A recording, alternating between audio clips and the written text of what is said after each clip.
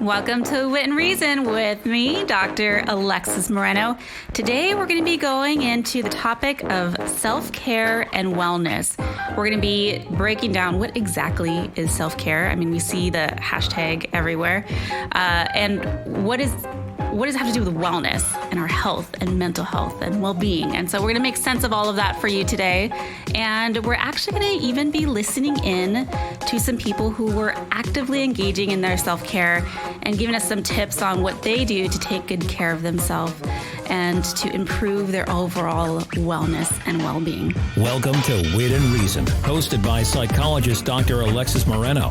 Dr. Moreno brings her expertise to providing smart and practical explanations on human behavior by interviewing diverse health experts regarding today's ever-evolving life and culture, turning social science and research into relatable, accessible, and useful information you can use. Listen now as Dr. Moreno brings a little bit of positive mental health to your day.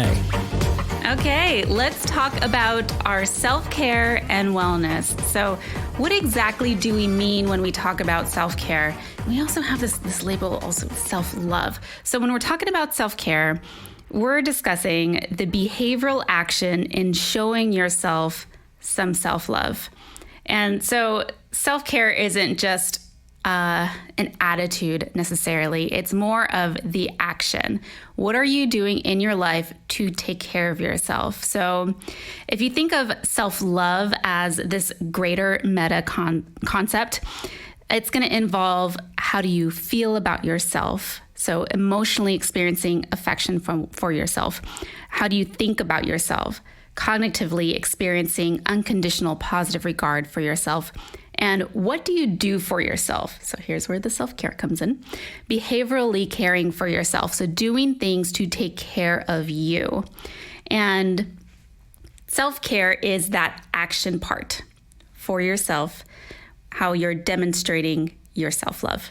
So although this is just one aspect of this greater concept of self-love, it is really important. So, of course, in everything we do, there's always going to be some kind of emotional response to it, our feelings.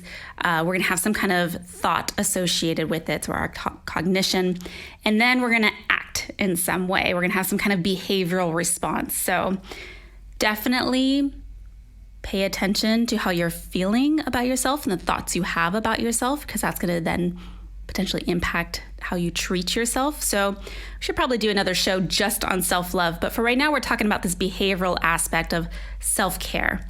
And that also relates to wellness, because wellness is an active process through which people become aware of and make choices toward a more successful existence. At least that's the way the National Wellness Institute defines wellness for us. So we put them together in this show, self-care and wellness, because both of them are the action of what we're doing to take care of ourselves.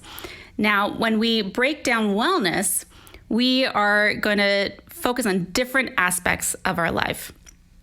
And it could range, let's see. It depends on where you're looking. Some people kind of combine them. So it could be about like 6 different categories of wellness. Other people can kind of expand it a bit to about like 8. So let's just break it down to a few for us. When you're focusing on your wellness or your self-care, you can focus on your social wellness. So your relationships, whether that's your interpersonal friendship relationships or your relationships with your family, your children, your intimate partner.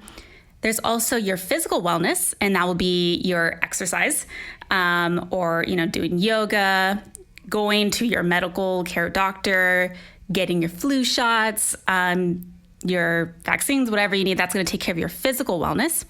And then there's also the emotional side of you. So your emotional wellness.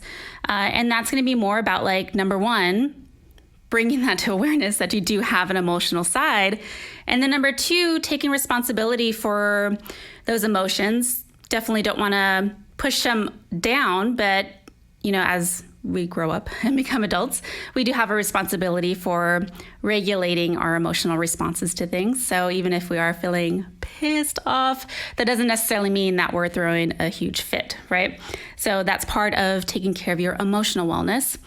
And then there's occupational aspect of your wellness as well. And that's going to be everything related to work. And we've had a few shows focusing on that. And on the other side of things, you also have your intellectual wellness. So you might get a lot of that from the work that you do, but your intellectual wellness is going to be more about stimulating your mind, questioning things, and continuing to maintain this this perspective of curiosity in the world. So doing things related to your intellectual wellness could be reading a new book or taking a new class. And that's not something that just stops at high school or college, but in everyday life, you could definitely continue to stimulate your intellectual wellness. There's also spiritual wellness. And for some people, that means engaging in a particular religious practice. For other people, that just means taking time to reflect on your philosophy on life or learning about other people's spiritual or religious beliefs. Journaling can really help with engaging your spirituality or your spiritual side. Two more aspects of wellness. One will be your environmental wellness, and that's going to be doing things related to your community or to the world. We're fortunately talking more and more about our environment and what we can do to take care of our oceans and our forests, our trees. So engaging in that type of practice, whether that's going for a hike or kayaking or cleaning up your neighborhood, all of that is going to be part of you taking care of your environmental wellness. And then finally, something that I think most people just prefer to avoid, financial wellness. Yep, that's a real thing. Because, I mean, how can we possibly, in today's world and society, be healthy and well if our finances aren't in order? So attending to your finances, taking classes to learn more about budgeting, or paying off those bills or loans, or talking to like a financial counselor, all of those are going to be things you're actively doing to enhance your financial wellness. So there's a lot of things that we need to do to take care of ourselves. We're pretty high maintenance beings in comparison to animals because we live in a crazy hectic culture and society.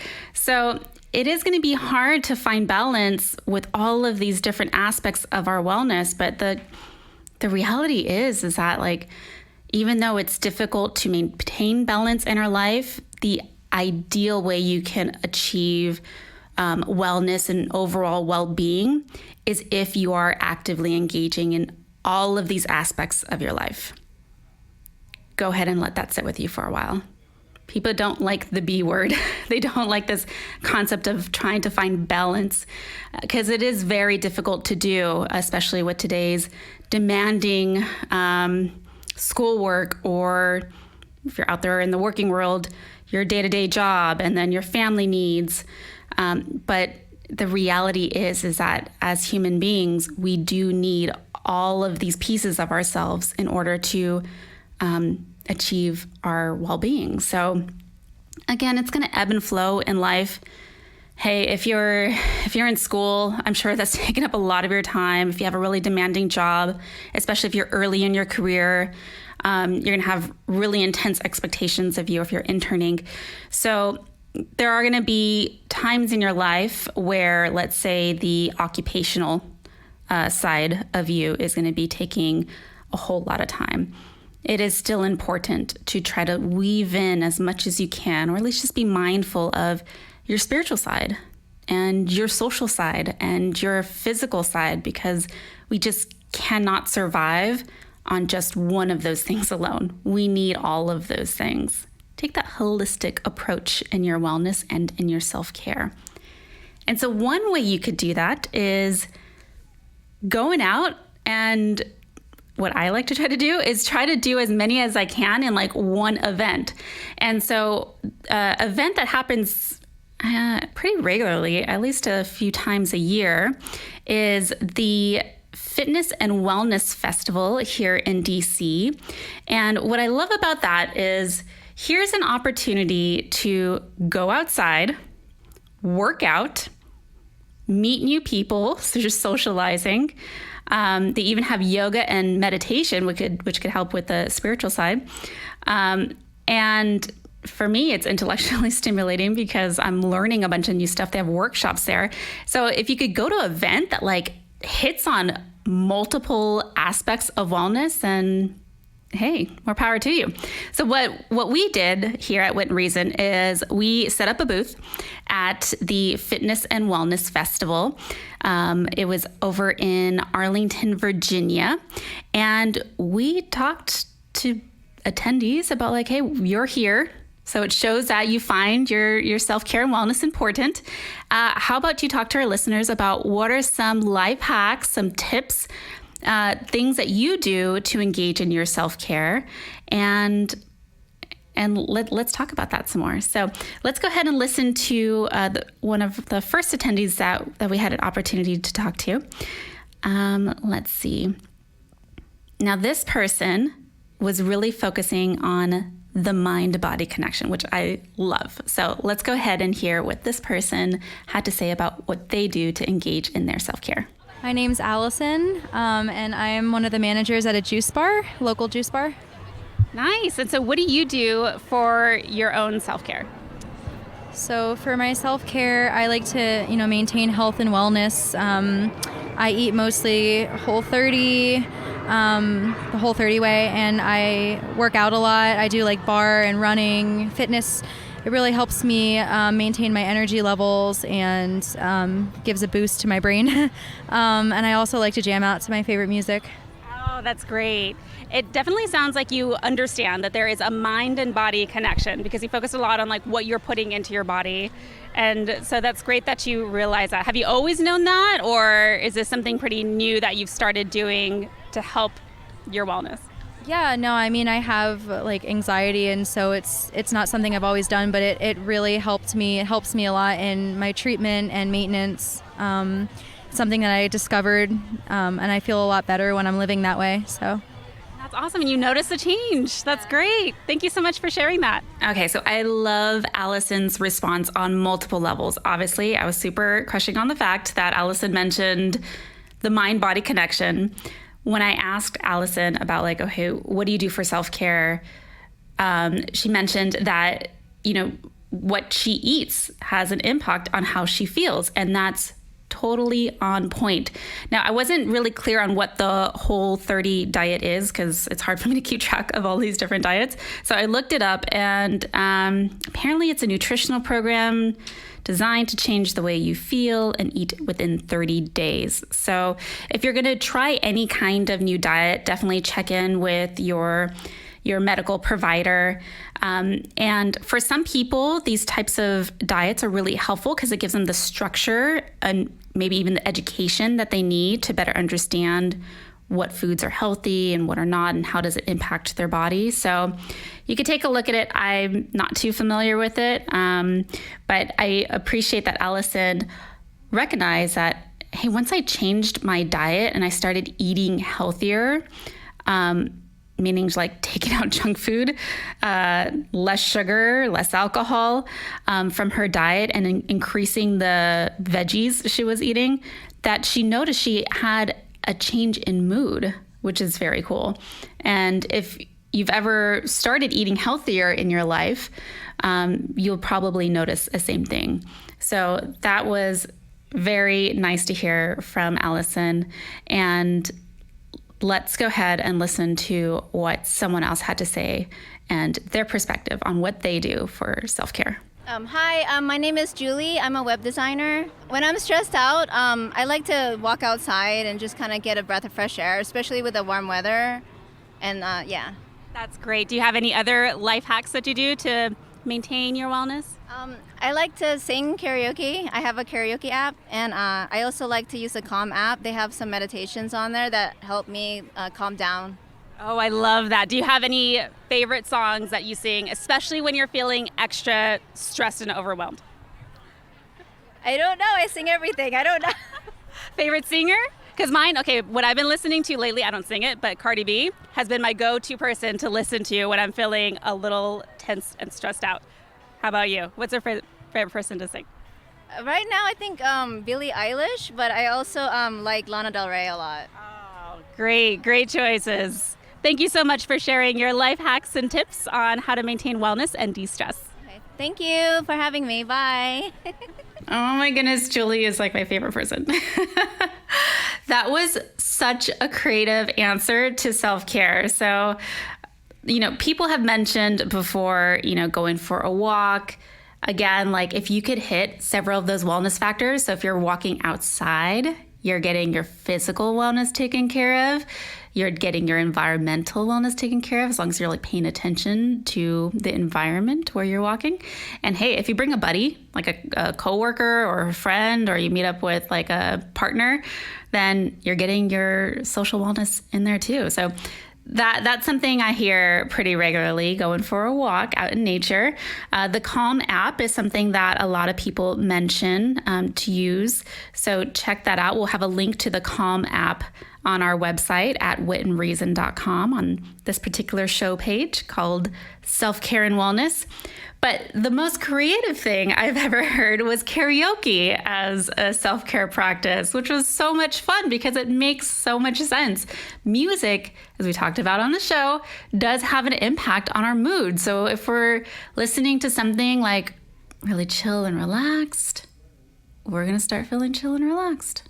You can even notice in how I changed the tone of my voice.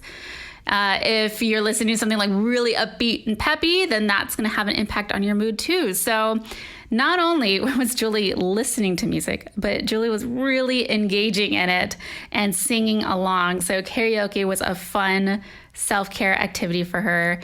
If she does it with friends, again, taking care of that social wellness piece, depending what kind of music, could be that spiritual piece too, but just having fun. That's definitely a part of self-care.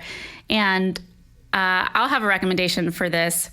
I don't know any particular like karaoke programs, but I do know on the Amazon Music app, when you're listening to your music, a lot of the songs will play the lyrics along with the music. So I was on a road trip recently with my husband, and I've mastered, I'm going to go ahead and say like pretty much mastered Lizzo's music on this road trip, because I was able to listen to it and then follow along using the Amazon Music lyrics app and then just singing my little heart out, and that felt great. So definitely give it a shot if you need a boost and you want to engage in some fun aspects of self-care. Try singing along to some of your favorite songs. All right, let's see what someone else has to say about their self-care and wellness tips. Okay, so can you tell us your name and what you do? My name is Susie, and I am a dental hygienist and a part-time yoga instructor. All right, you got a lot of things going on. So what do you do for your own self-care? Well, because I'm a yoga instructor, I have to follow a good practice routinely. If I do not have my own practice, there's no possible way that I'm going to be able to be in front of a classroom and teach people to do things that I'm not doing. So yeah, definitely a lot of yoga, and I've tried to eliminate a lot of technology before bedtime. That's a really tough one to do. So good for you for giving it a shot. How is it working for you to eliminate phone and electronics and everything before bedtime? Well, it is hard. What I've been doing is I try to put my phone outside of my bedroom. I keep it in the kitchen or in the living room space, and because of that, I've been forgetting my phone, and I go to work without it, and I feel really disconnected, and sometimes that's a very good thing. Yeah. Okay, so even though sometimes you forget your phone, overall, it's been a really good and helpful practice for you? I think so. My phone told me that I have 3 hours less of screen time, so I think I'm pretty proud of that, and I feel good. Okay, so Susie, like many of us, as our side hustle, right? So working in the dental industry, and then also working in yoga as a yoga instructor. It's got a lot of things going on. And so obviously, as a yoga instructor, engages in yoga as part of her self-care. But what I was really impressed by was eliminating technology before bedtime. I have tried it, kind of, and it's tough.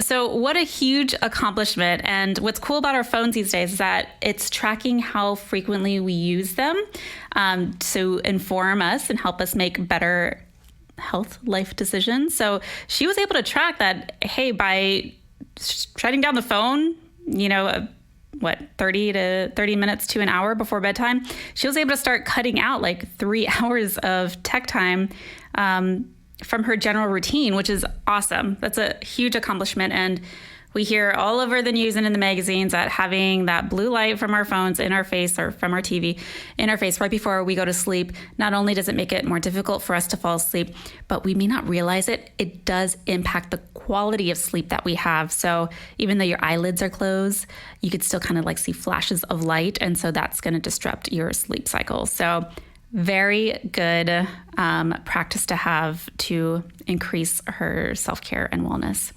And let's go ahead and listen to one more person from the festival, the Fitness and Wellness Festival in Arlington, Virginia. Let's see what this person has to say about their self-care routine.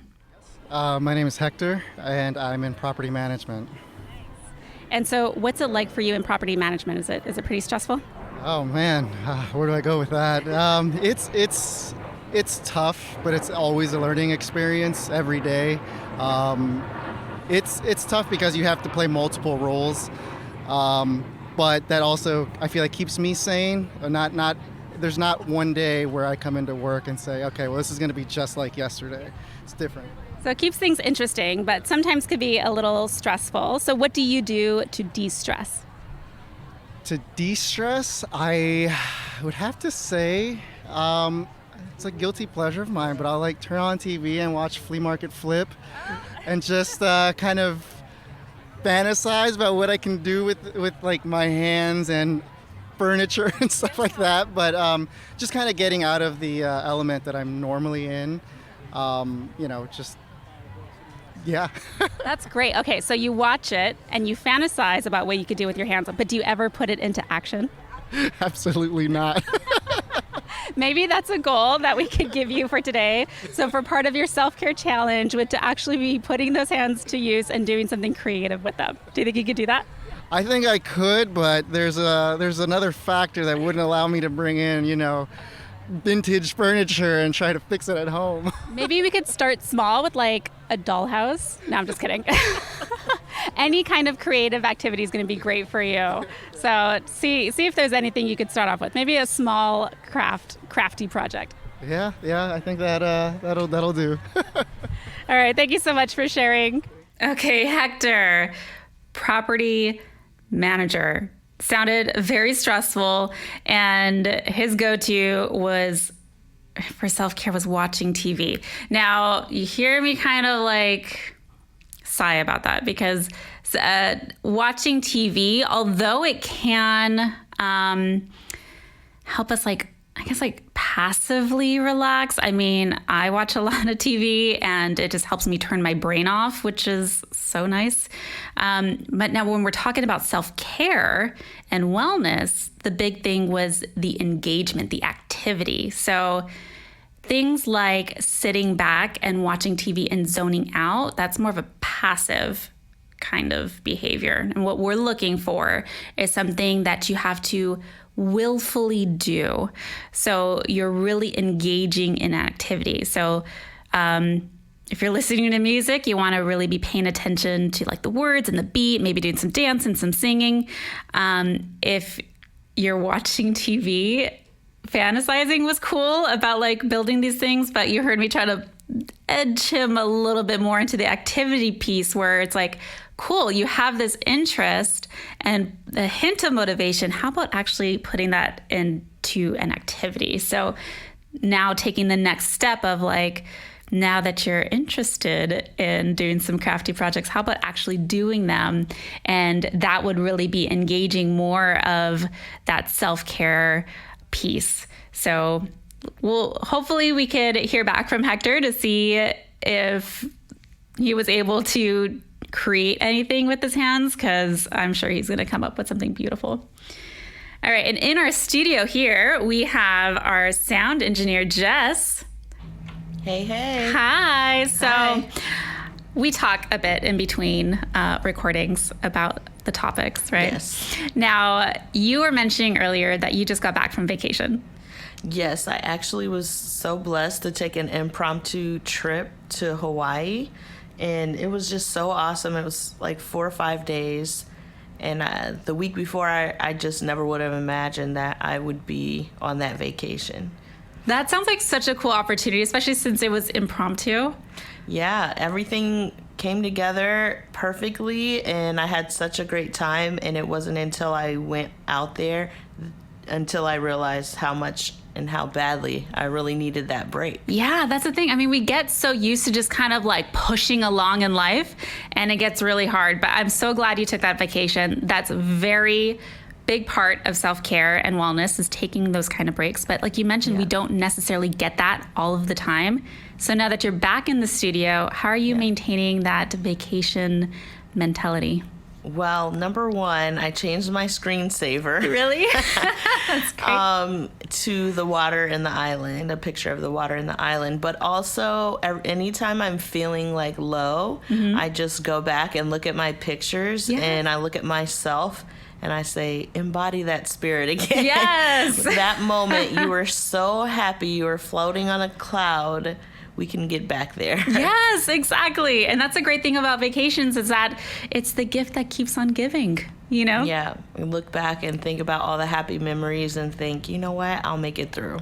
Exactly. I can get back there. Exactly. That's wonderful. Thank you for sharing that, Jess. Okay, so you can put all of these self-care and wellness tips into action today. Visit witandreason.com to get access to some of the resources we shared on today's show and to connect with me, Dr. Alexis Moreno. Did you hear something on the show today that you relate to on a personal level? Share your story. Send us your recording on witandreason.com, and we may be able to post it on our self-care and wellness show page to help others navigate how in the world do we balance all of these wellness needs. A special thank you to DC Radio. And of course, thank you all for listening. Stay posted on Instagram, Facebook, or Twitter at Wit and Reason and DC Radio for our next show. I'm Dr. Alexis Moreno. Let's keep the conversation going.